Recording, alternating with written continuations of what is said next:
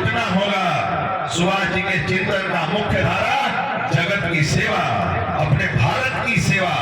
इसी भाव की वजह से नेताजी हर यात्रा सहते हुए हर चुनौती को पार करते हुए साजिश को नाकाम करते रहे।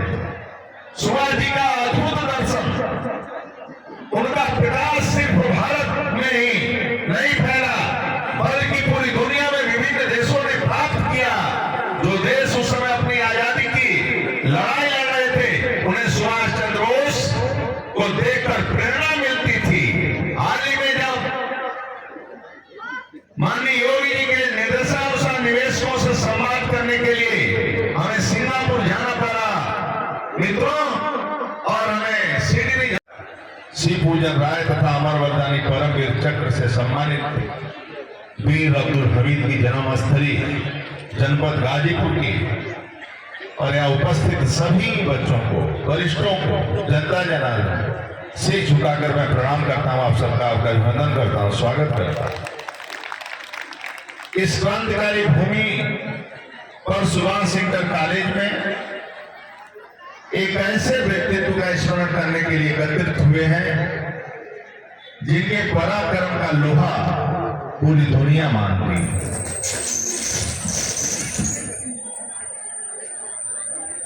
भारत के इस महान धरती ने अनेकों महापुरुषों को जन्म दिया। उन महापुरुषों में मानवता, अद्भुत साहसिक थे, पराक्रम था। केश सिंह जी खरिहा ग्राम सभा जनपद गाजीपुर के मूल निवासी हैं। आपकी उच्च शिक्षा बनारस हिंदू विश्वविद्यालय से हुई है।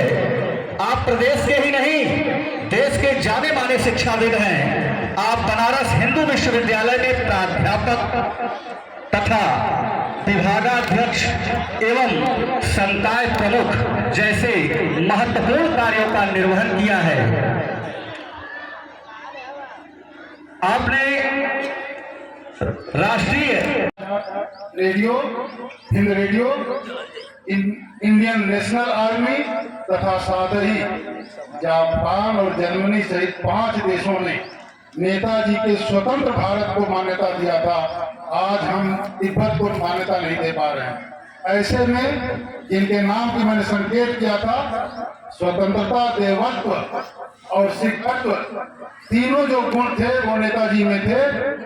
लेकिन नेताजी नहीं, जिन्हें हम राष्ट्रपिता कहते हैं, उनको महात्मा भी कहा था।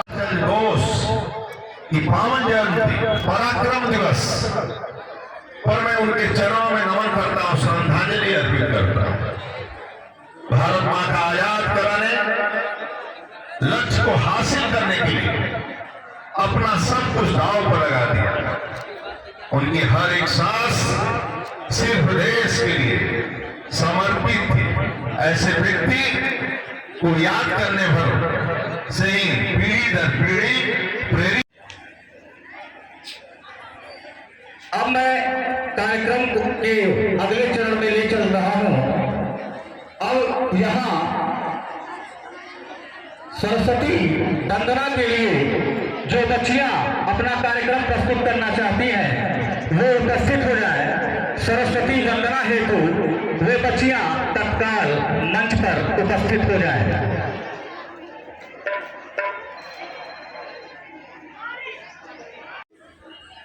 उसी तरह मित्रों, इस धरती पर एक सुभाष चंद्र बोस भी जन्म लिए थे, जो पूरी दुनिया के अंदर उनका नाम आज भी याद किया जाता है। ऐसे महापुरुष थे नेता सुभाष चंद्र बोस।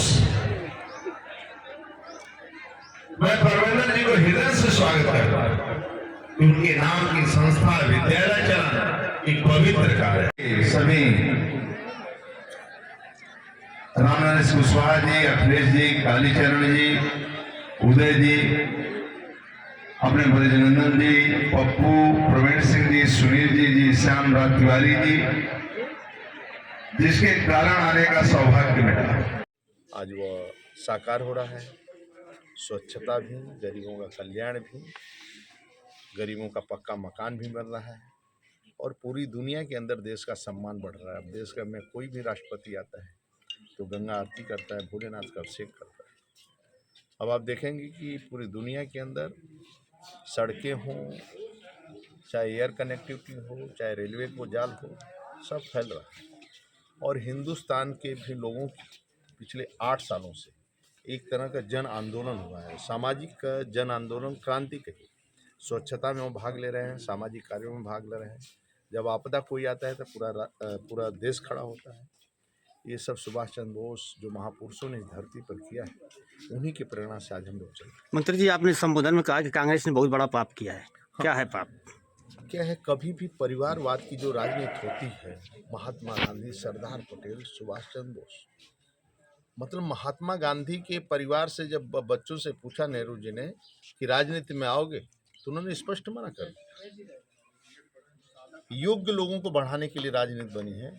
आप खानदान यहाँ तक लेते चले आए और उनके कारण क्षेत्रीय पार्टियों का जन्म हुआ कि नेहरू जी कर सकते हैं तो क्या, वो परंपरा ही डाल दिया। आदरणीय मोदी जी के नेतृत्व में, भारतीय जनता पार्टी के सरकार के नेतृत्व में हमारा बीजेपी का गौरवशाली इतिहास देश को दिया है, जो महापुरुषों के बताए हुए चिन्हों पर, जो भारत का संविधान है उसके रास्ते, डॉक्टर श्यामा प्रसाद मुखर्जी, पंडित दीनदयाल उपाध्याय, देश के गौरव अटल बिहारी वाजपेयी, आज आदरणीय नरेंद्र मोदी नेतृत्व कर रहे हैं। ये जो नेतृत्व हमारे नेता करते थे, आज दिल्ली में एक का मकान नहीं। गरीब के लिए जीते हैं, गरीब के कल्याण के लिए, देश के सम्मान के लिए। उनका सपना था, जो स्वामी विवेकानंद जी का सपना था, सुभाष चंद्र, मेरी भारत माँ उच्च स्थान पर बैठे और पूरी दुनिया को दिशा दे। आज उसी रास्ते पर हम लोग आगे बढ़ रहे हैं। आज देश हमारा सौभाग्य से बढ़ चुका है और जिस रास्ते पर हम बढ़ चुके हैं, अब आवश्यकता है 1.25 करोड़ देशवासी भी मोदी जी का साथ दें और अब सपना वो साकार होने वाला है। इसलिए आज के अवसर पर आपका एक इंटर कॉलेज में कार्यक्रम था और सुभाष चंद्र बोस की जयंती के अवसर पर हमें यहाँ मुझे आने का सौभाग्य मिला। इस धरती पर बहुत महापुरुषों ने जन्म लिया, अंग्रेजों से मुक्ति का लिए संघर्ष किया। जकड़ी हुई माता, हमारी भारत माता बेड़ियों में जकड़ी हुई थी, उसके लिए सुभाष चंद्र बोस छोटी आयु से भी उनको चिंता थी। 15 वर्ष की उम्र में भी अपने माँ को कई पत्र और इस आज़ादी में आज जो दिख रहा है उसमें सुभाष चंद्र बोस का बहुत महत्वपूर्ण योगदान है। इसी कारण आदरणीय मोदी जी, सुभाष चंद्र बोस का जो सपना था कि देश की आज़ादी, गरीबों का कल्याण, देश की खुशहाली और विज्ञान का जमाना यानी टेक्नोलॉजी, उस समय उन्होंने शुरू किया था। रेडियो से संवाद करते थे और सेना को भी संबोधित करते थे।